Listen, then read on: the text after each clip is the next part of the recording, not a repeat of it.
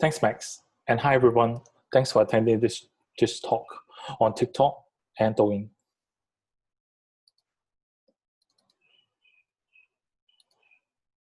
Okay, without much further ado, I'll just quickly mention the things that you'll be looking at, some best practices, some of the key things you need to consider when you're doing stuff with Douyin in China and TikTok overseas. There will be some case studies.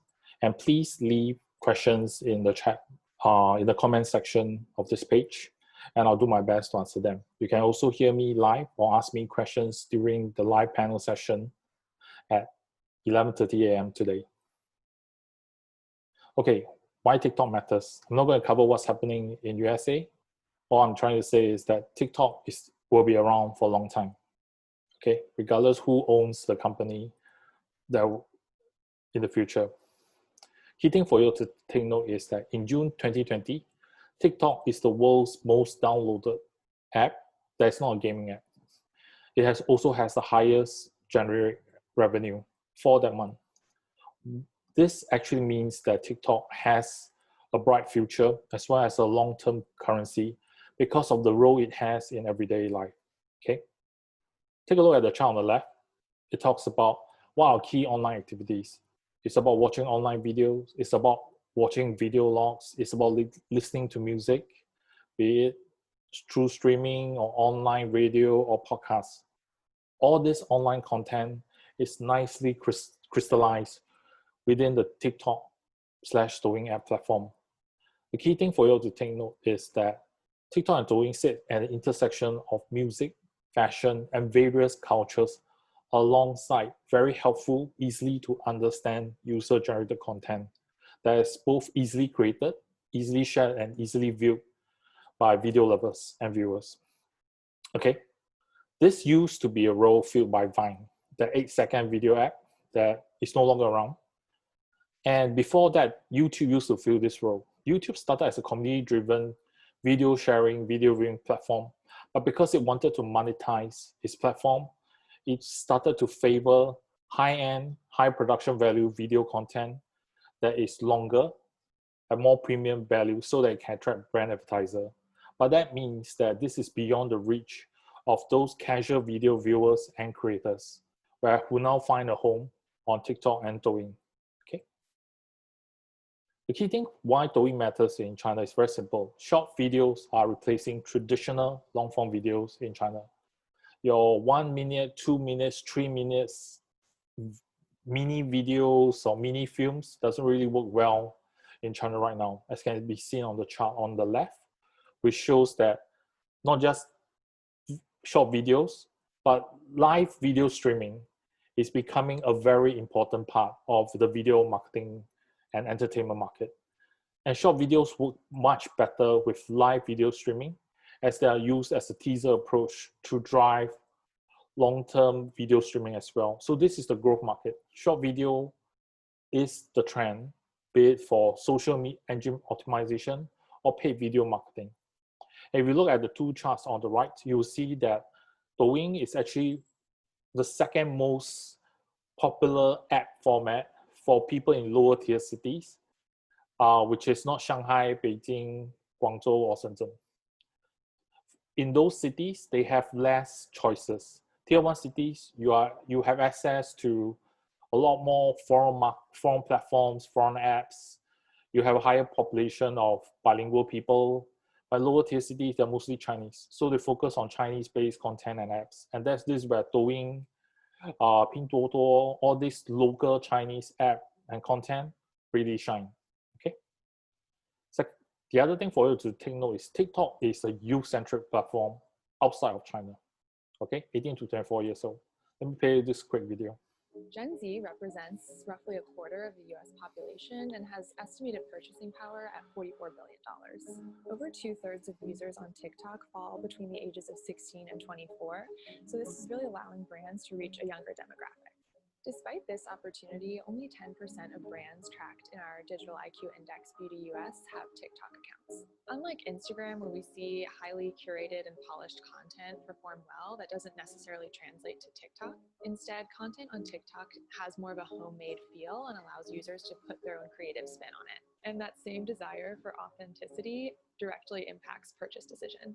But what is TikTok? Originally a lip syncing app, the platform is now home to a wide variety of short form video content. TikTok fills in the gap that Vine left behind. Okay, in China, Douyin is accessible, supported, embraced by users of all ages. Okay, in January 2020, there were 400 million app users for Douyin in China. And a lot of them create videos because they're incentivized to see as a lucrative sideline. A Douyin account with over 3 million followers can get between 50 to 100,000 RMB for short video advertisement on the app. That's why you even have people in rural areas like farmers, like this beekeeper that do short videos on Douyin just to draw in the viewer markets. But in the tier 1 cities like Shanghai, Guangzhou, Shenzhen, and Beijing, you have other cultural type of content creators. For example, music. Take this example from rap artists that gives a modern spin to 还珠格格, a very popular period Chinese TV series in the past. 有一个姑娘，她有一些任性，她还有一些嚣。hold on， 我觉得应该这样唱。有一个姑娘，她有一些任性，她还有一些嚣张。有一个姑娘，她有一些叛逆，她还有一些疯狂。她喝过深夜的酒也拉不长。Okay, I'll stop here. So basically, the content created is from people of all age group, be it rural, urban, young, old, and mass. Okay. The key thing for you to take note is be it for Douyin and TikTok, people are driven by, they want authentic content. To be very honest, sponsored content doesn't really work well in this space unless you plan it properly. So they're actually looking not for key opinion leaders or bloggers, they're looking for key opinion consumers, okay? Because on TikTok, people don't follow brands. People follow brands.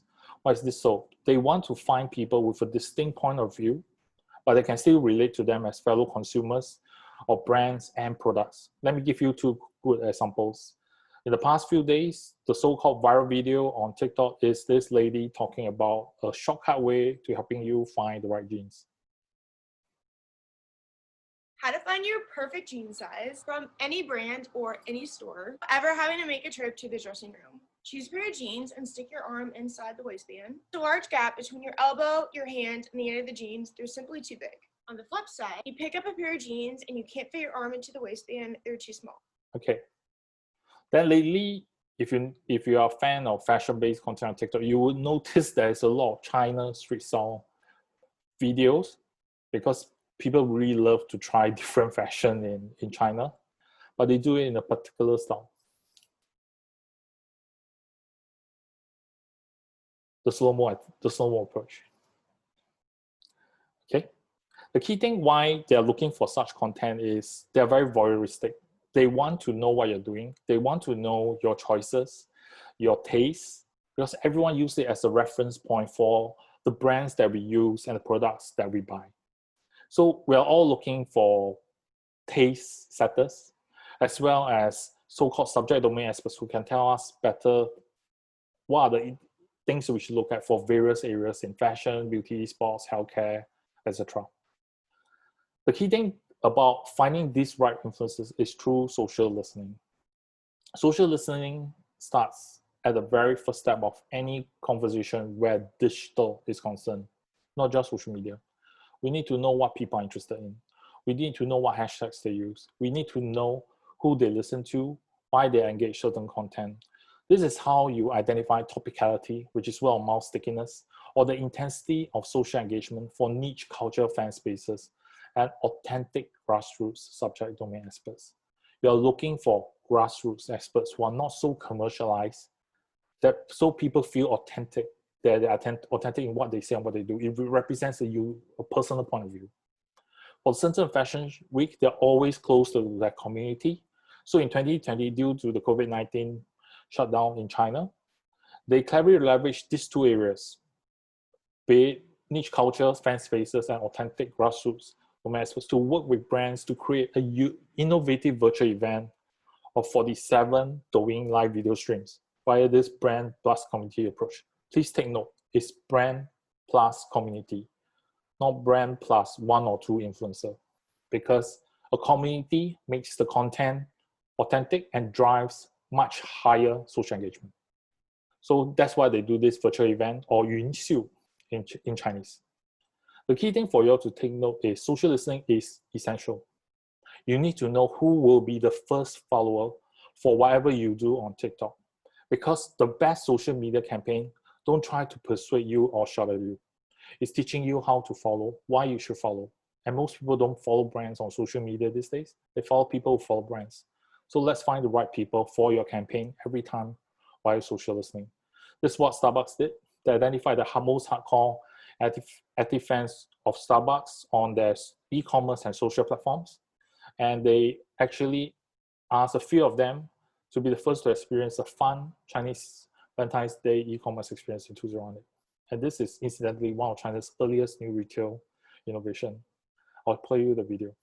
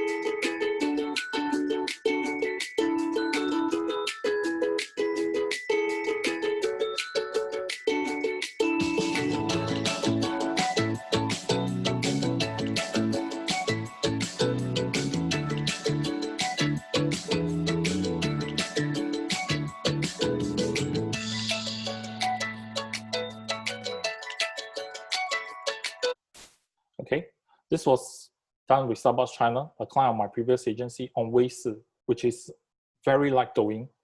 I'm just using this example on how we use social listening to find the people who will be most engaged to be part of a short video challenge and who will do this on an unpaid basis, simply because they will be the first to do it and share it on their social network.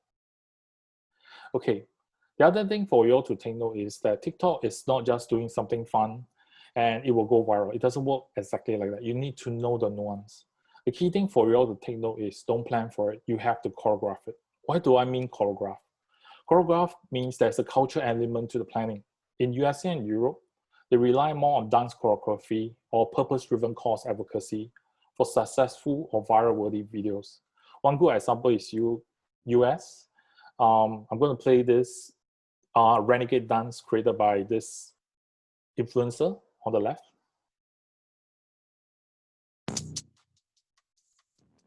Wait. Go. Got one. Go.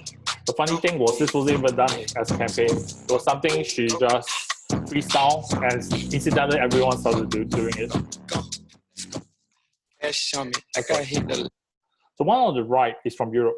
It's actually done by this very young Russian content creator who used the hashtag global warming to spotlight global warming to show the possible effects of global warming on human bodies. She used a very simple time-lapse effect to fast forward 900 years in the future to show what plastic is doing to human beings. In this particular case, she's coughing out and choking on plastic because the plastic is all around you at that point in time.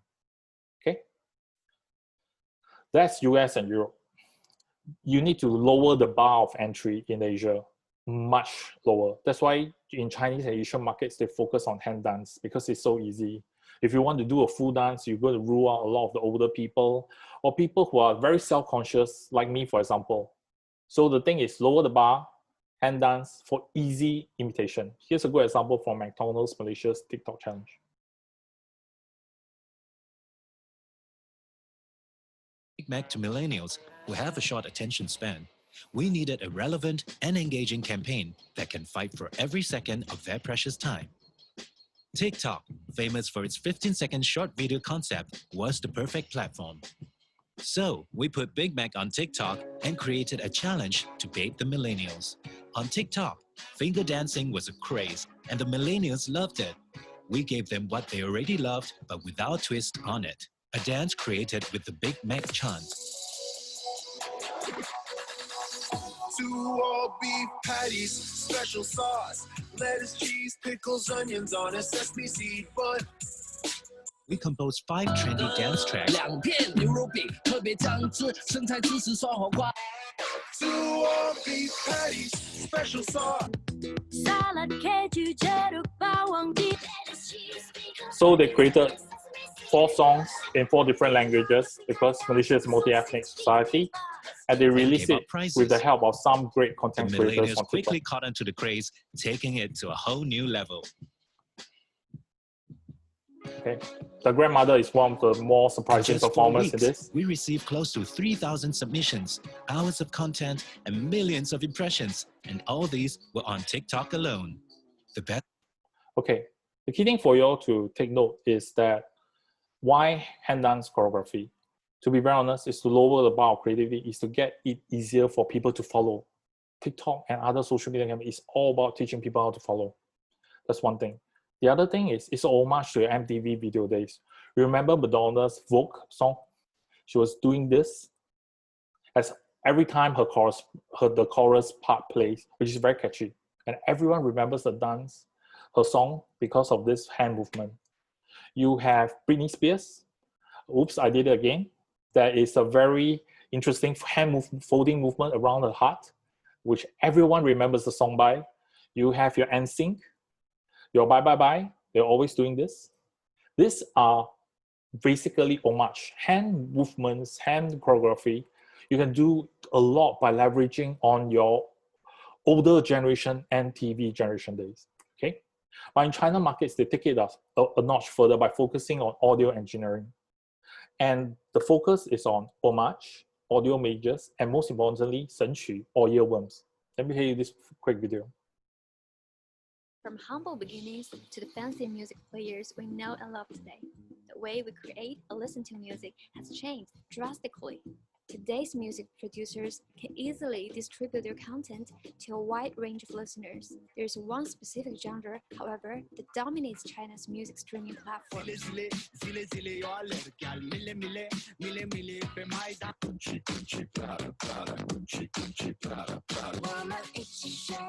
In China, this type of catchy pop music is known as 神曲 or God songs. Earworms. Who is behind this music and how is it being made? We visited a Beijing music company that produces God songs to find out. Here's a rundown of how one of these viral songs comes about. First, pick an appealing theme. They're making a song about unrequited love. 其实我刚刚创作这首歌曲的时候，我就觉得，你知道他不爱你，但觉得感动。就是这个主题，我觉得可能会引起一些共鸣。我们可以通过看一些短视频，或者我们可以 A form of social listening, 搜索 but on 引擎 search. 去找一些关键词，大家在讨 Find 论 the 一些什么 keywords. 问题，比如说 Listening 黑 matters. 洞，我们可能就会创作一首黑洞的主题。 They call this production method C2B, where songs are tailor-made based on data collected from the audience. 我就发现，就我的歌一到礼拜五就会出现。 Another interesting thing why you should listen, find the right timing to release the song as well, 放学了。 which might be related to the school schedule of students, for example. With its 30-member team, the company claims that it can release up to 50 songs per month. The creation process can take as little.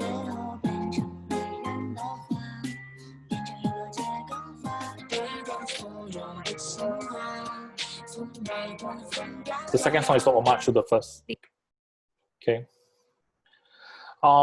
These are once the song is created, you can get interesting content creators to help you release it and do their own choreography to it, to incite their fans to follow. And this is how the TikTok challenge or Douyin challenge actually is being realized. Keep it simple, keep it cute, keep it fun.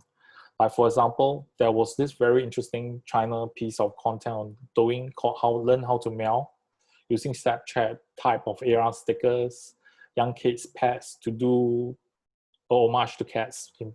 And it caught on to TikTok users in Korea, Japan, Indonesia, Ukraine, Philippines. Okay, this is how catchy the content can be. Okay, the key thing for you to take note is that there will be more paid media mechanics on TikTok in the future, and most of them they will probably port it over from the much more commercialized Douyin.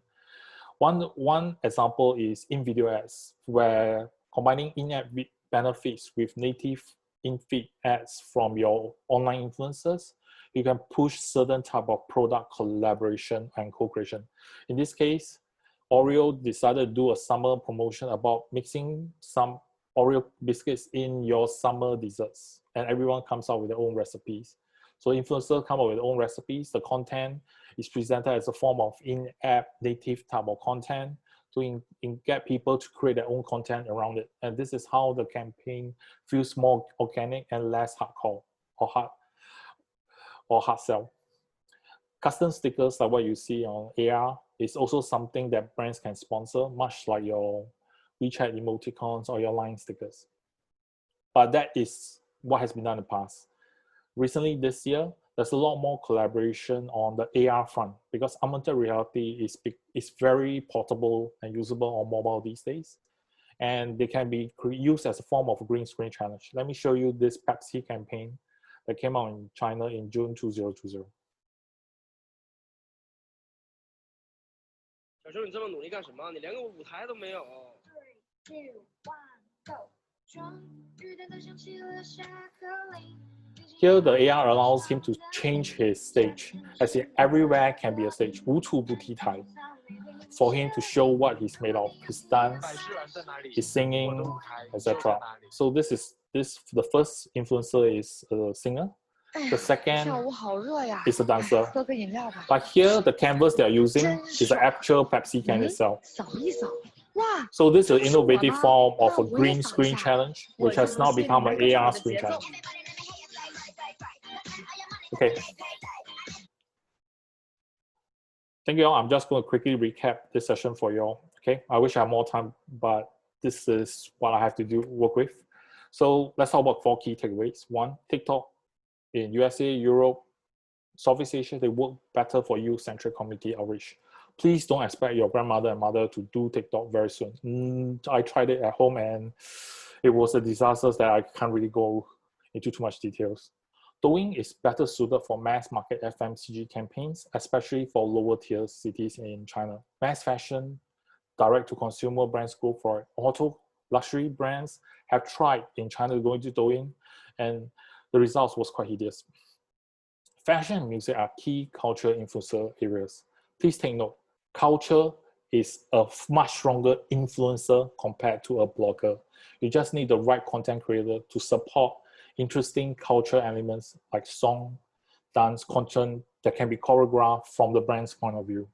Co-creation with the right content creators and customer advocates are very important to establish content authenticity. I need to be impressed by this content. I need to see that you really buy into the brand and product and you're doing your best in this piece of content. And that's how you get social engagement. And you need to use social listening to find the right influencers, the right words to mention, and the right hashtag to push this. That's all from me. I hope that you all enjoyed this session. Please leave your questions in the comment section or join me in my live panel at 11:30 a.m. later. Bye.